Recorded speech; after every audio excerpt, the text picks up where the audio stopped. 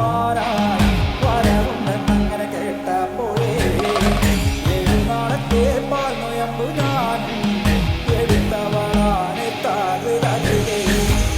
കൊല്ലം മാനക്കോടായി നല്ല നാടുകെട്ടും ഗോപുരപ്പാടിക്കൽ ആകത്തില്ല പാകശാലയിൽ നല്ലമ്മ കടന്നു ചെല്ലുമ്പോൾ താകൃതേ ഈറപാറ നീലമാണി വിളക്ക് കൊളുത്തി വെച്ചു നല്ലമ്മ